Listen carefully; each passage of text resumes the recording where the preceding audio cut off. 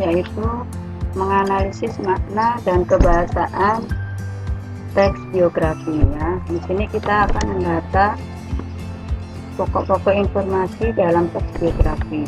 Caranya bagaimana? Ya, caranya mudah, yaitu kita mencatat ide pokoknya saja ya, dalam setiap paragraf. Isi ide pokok atau pokok informasi dapat ditentukan kita sendiri.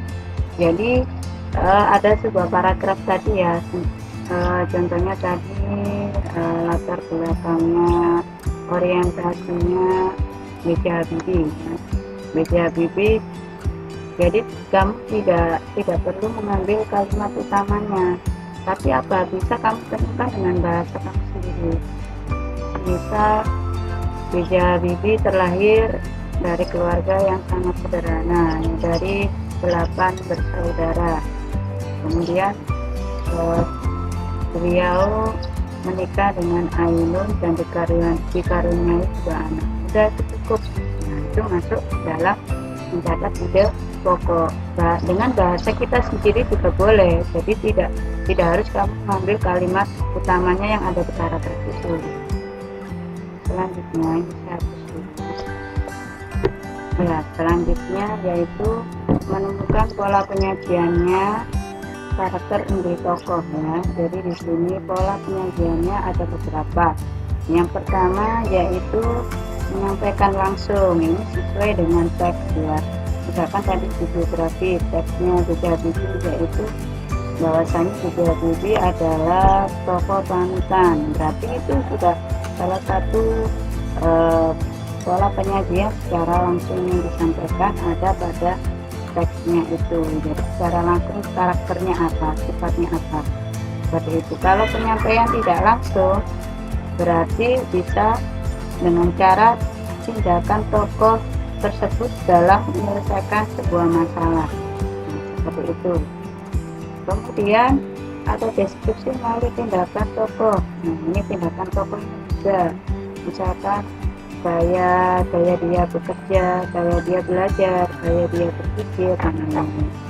Kemudian yang selanjutnya yaitu melalui penuturan tokoh lain, jadi orang lain menyebutkan.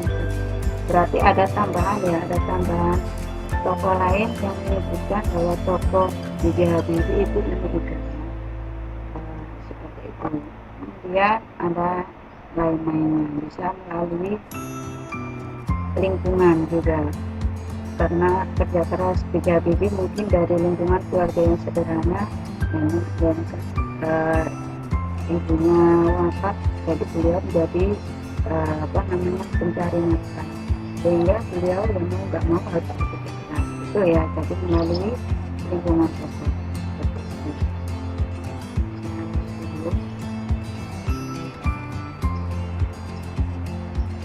Selanjutnya ini adalah mengidentifikasi kebahasaan kaidah ya, kaidah bahasa dalam teks biografi. Yang pertama adalah pronomina. Apa pronomina itu? Pronomina adalah kata ganti orang ya, kata ganti. Pronomina itu kata ganti, bisa kata ganti orang, bisa kata ganti petunjuk, bisa kata ganti yang lainnya. Seperti kata ganti orang, misalkan B.J. Habibie diganti menjadi kata ganti orang bagaimana? Beliau termasuk kata ganti orang. Kalau kata ganti petunjuk berarti menggunakan di ke itu ya, petunjuk di sana, di sini, gitu ya, di atas gitu. Selanjutnya yaitu ada kata kerja tindakan. Kata kerja tindakan itu yang bagaimana? Ya, kata kerja yang adanya sebuah tindakan, misalkan mengoperasikan komputer ya. Kata mengoperasikan itu kan suatu tindakan ya, suatu tindakan dimana itu perlu adanya gerakan untuk tindakan. Kalau berpikir bukan masuk tindakan, karena tidak ada gerakannya kan hanya diam. Kalau mengoperasikan kan dia ada tindakannya.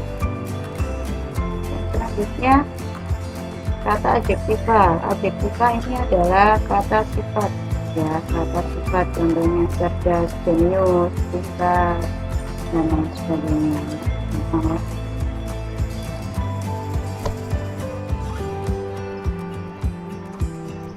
Ya, selanjutnya yaitu kata kerja pasif. Kata kerja pasif itu kebalikannya yang kata kerja tadi ya.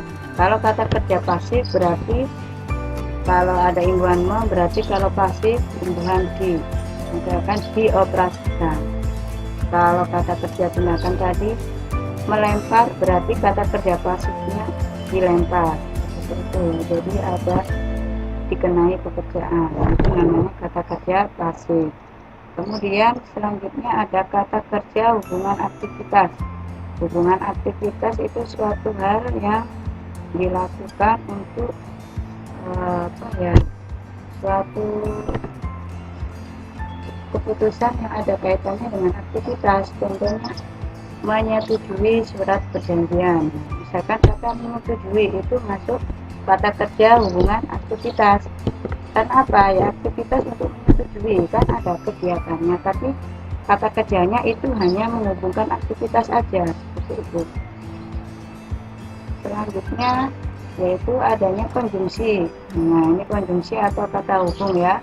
Kemudian kata depan yaitu di, ke, dari. Kemudian ada nomina. Nomina ini adalah kata depan. Nah, saya kira semuanya sudah paham untuk yang konjungsi kata depan dan nomina, jadi tidak perlu saya jelaskan lebih detail ya.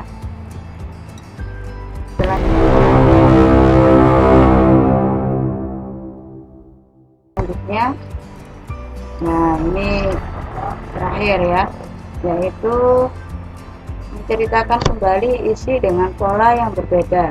Di sini ada dua pola dalam penyajian biografinya. Yang pertama adalah pola naratif dan yang kedua adalah pola dialog. Kalau naratif itu polanya seperti ada pada contoh B.J. Habibie yang ada di buku paket itu, silakan diamati ya. Dimana pola naratif ini secara keseluruhan itu yang bicara adalah penulisnya. Jadi tokoh itu tidak ada suatu pembicaraan dalam teks tersebut. Itu pola naratif ya, jadi hanya bercerita. Kalau pola selanjutnya ini pola dialog. Kalau pola dialog ini yang namanya dialog berarti ada sebuah percakapan. Jadi isi dalam teks itu percakapan tokoh itu. Misal tokoh itu memberikan sebuah pendapat tentang dirinya, kaitannya dengan pengalaman hidupnya. Jadi tokoh itu sendiri yang bercerita. Makanya dalam pola dialog ini terdapat kalimat langsung dan kalimat tidak langsung, seperti ini. Kalimat langsung dan tidak langsung. Untuk aturan kalimat langsung dan tidak langsung ini saya kira di pelajaran sebelumnya sudah saya jelaskan secara detail, seperti itu. Jadi tidak perlu saya jelaskan kembali untuk materi ini. Nah, selanjutnya menceritakan kembali dengan bahasa yang berbeda. Menceritakan kembali dengan bahasa yang berbeda. Yang pertama yaitu bahasa asli teks. Ya, bahasa asli teks ya yang terdapat pada teks itu sendiri. Kemudian yang kedua adalah bahasa sendiri ya, mengolah sesuai dengan kaidah. Kaidah apa ya? Kaidah dalam struktur dan kebahasaan teks biografi. Jadi ada dua yang kita biasanya, berarti ini ibarat ini adalah orang kedua dari penulis. Jadi bahasa asli teks ini adalah penulis pertama ya, penulis pertama. Kalau yang bahasa sendiri ini dengan menggunakan penulis kedua, jadi mengolah dengan bahasanya sendiri. Selanjutnya ini ada perintahnya yaitu kamu menulis dua saja ya, tulis dua saja karakter unggul ya dengan menggunakan teks eksposisi. Jadi karakter unggulnya tadi apa? Misalkan pintar ya, misalkan pintar. Berarti di sini eksposisinya kamu deskripsikan ya, kamu jelaskan di expose ya, dijelaskan sesuai dengan bahasamu sendiri kira-kira apa kaitannya dengan kehidupan sehari-hari ya. Jika tidak paham, silakan diputar ulang kaitannya dengan menulis karakter unggun menggunakan teks eksposisi di slide sebelumnya. Ini kamu minimal 2 ya, cari minimal 2 saja. Selanjutnya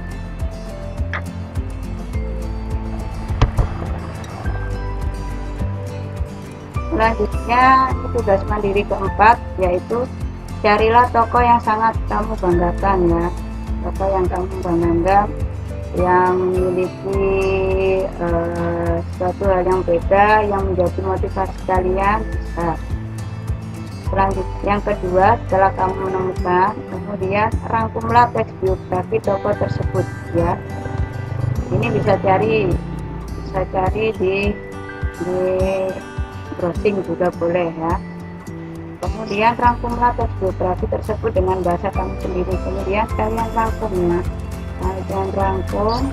Setelah itu ceritakan kembali secara lisan ya. Secara lisan teks biografi tersebut dengan merekam ya, dengan rekaman video sepertinya ini. Jadi kamu rekaman video ya, bisa lewat laptop seperti saya ini. Jadi pakai kamera laptop atau kamera yang lainnya ya. Durasi videonya minimal 3 sampai 5 menit saja. Jadi minimal 3 menit sudah cukup ya. Itu berisi tentang videonya satu ya, perkenalan diri, kemudian kamu menjelaskan kamu akan menceritakan biografi tentang tokoh siapa ya, seperti itu. Jangan lupa nanti videonya diberi subtitle ya, jadi di bawahnya kamu bicara ada subtitlenya, karena nanti penilaiannya juga saya lihat subtitlenya sesuai apa tidak, seperti itu. Sudah, itu saja, itu tugasnya. Baiklah anak-anak, itu tadi materi-materi yang sudah saya sampaikan, semoga bermanfaat. Dan jangan lupa selalu pantau akun YouTube saya untuk materi-materi selanjutnya ya, yang akan saya unggah di YouTube saya.